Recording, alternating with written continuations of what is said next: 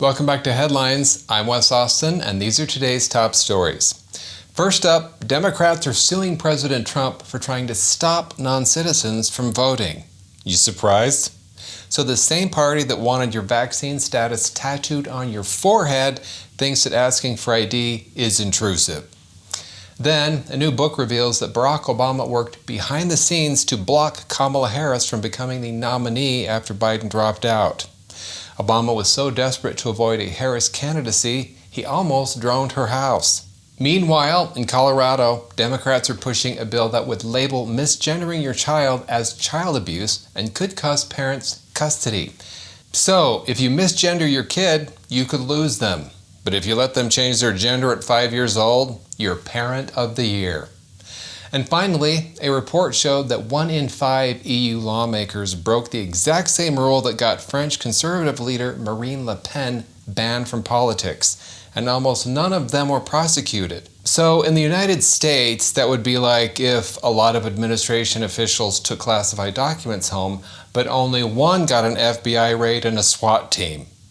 Okay, let's dive in. Democrats are suing the Trump administration for trying to prevent non-citizens from voting. The lawsuit, brought by the Democratic National Committee, House Minority Leader Hakeem Jeffries, and Senate Minority Leader Chuck Schumer, challenges Trump's executive order requiring proof of U.S. citizenship for voter registration. Now, Jeffries and Schumer haven't really been getting along as of late, but it looks like the one thing that can bring them together is voter fraud. Democrats argue that the executive order would impose radical changes to the voting process, calling the citizenship requirement an unjustifiable and excessive burden that could disenfranchise lawful voters. And by lawful voters, they mean people who got here by floating across a river at 3 a.m. The order would require either a passport, a real ID compliant document, a military ID, or a valid government-issued photo ID. So the same ID you need to buy cold medicine or rent a U-Haul? Yeah, that's asking too much for Democrats. Democrats are worried that these ID requirements might interfere with their one person, any number of votes strategy. Obama's famous "yes, we can" apparently turned into "no, she can't" when it came to Kamala Harris. A new book revealed that former President Obama was working against Kamala Harris after Biden dropped out of the race. Allegedly, Obama was advocating for an open primary because he didn't think Kamala Harris could win. Wow, that Obama is a good liar, isn't he? The book says that Obama didn't want to endorse Harris when Biden dropped out, but if you remember, he and his wife, Michelle, did eventually endorse Harris about 5 days after Biden endorsed her. Kamala Harris was so unpopular, Barack Obama had to personally step in to stop her. And this is the guy who let Joe Biden talk in public for 8 years. He didn't think that she could beat Trump. You know it's bad when even he's worried about Democrat election fraud not being enough. If you're a deadbeat dad in Colorado who doesn't want to have custody anymore, just start misgendering your kid and problem solved. Democrats in Colorado are proposing a bill that would make misgendering and dead naming forms of child abuse that would be taken into consideration during child custody disputes. So basically, if a parent misgenders their child, they can lose custody.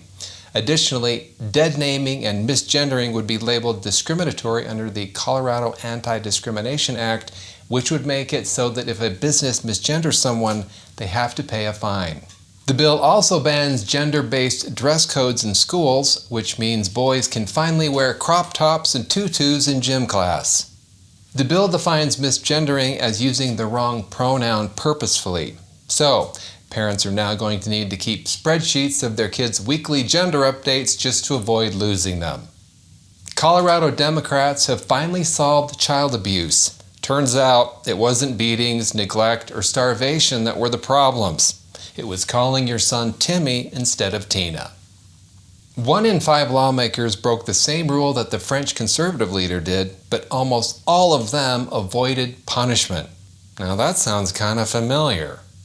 A recent report highlights a double standard in the case against Marine Le Pen, who was banned from running in elections for 5 years by a Paris court after being found guilty of misusing European Union funds for domestic political activities. Le Pen got banned for 5 years, while the other EU lawmakers got what amounts to a strongly worded email.